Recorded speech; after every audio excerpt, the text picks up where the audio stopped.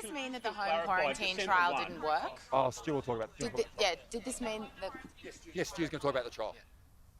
I know the home quarantine trial has been incredibly effective. It's identified for us that the location and facial recognition based services app works incredibly well. It also has told us that our ability to do that at scale is immensely challenging. The resources at the back end of being able to monitor those people are not commensurate with the fact that our vaccination rates will be at 90% and above from the 1st of November. There is absolutely no reason why we should take health staff or police staff or other public servants away from their frontline duties for them to monitor people in quarantine who have exactly the same vaccination status as 90% of people in New South Wales. This is about bringing our roadmap into alignment. It's about making sure we reopen to the world and we do so in a safe way. We are being very clear about people who are unvaccinated. We are having a low cap, 210 people a week who are unvaccinated. They will still have to quarantine. People won't be able to fly to Australia unless they conduct a PCR test pre-departure, and they've also got a TGA recognised vaccine, and that vaccine status has been verified by the Commonwealth. This operates exactly the same way people travel into Australia now with things like a visa system. States are not responsible for border security. We have played our role in quarantining people in our states, but now is the time for us to transition from where we have been in quarantine to no quarantine. And this is consistent with what is in the National Plan. Phase C and D of the National Plan say that when we reach these rates of vaccination, we should be removing quarantine.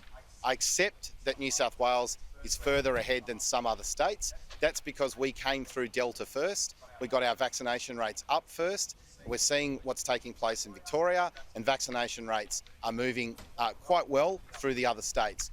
For people who are coming into New South Wales, if they are transiting on to another state, they will have to abide by the restrictions in that state. So if that state requires quarantining for people coming from New South Wales, they'll still have to abide by that.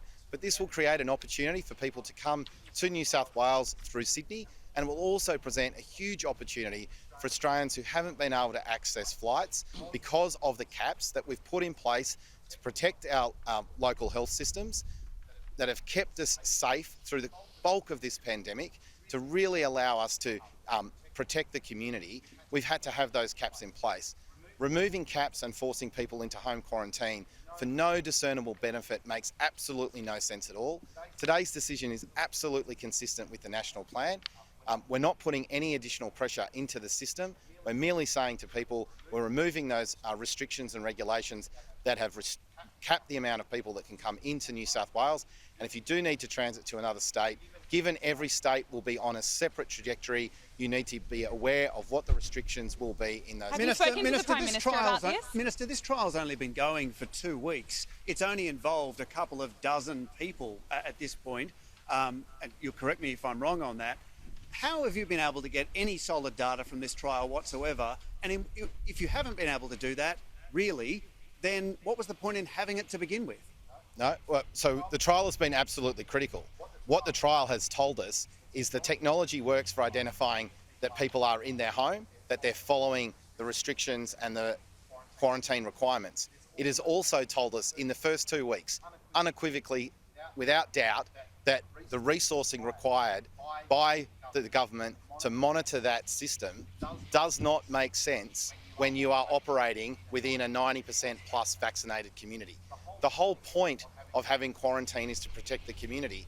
If people have exactly the same vaccination status as those people that are walking around New South Wales, going to work, sitting in cafes, standing in a pub with a drink in their hand, why would we ask people to quarantine at home or in a hotel? And if we don't need to do that, we definitely don't need to allocate or deviate resources away from getting people through our hospitals, getting people back into schools, making sure that our police force return to their general duties. We've had to deviate those resources for the last 20 months to fight this pandemic. We asked people to get vaccinated. They have followed our instructions. Now we have to keep removing these restrictions, and one of those things is removing quarantine.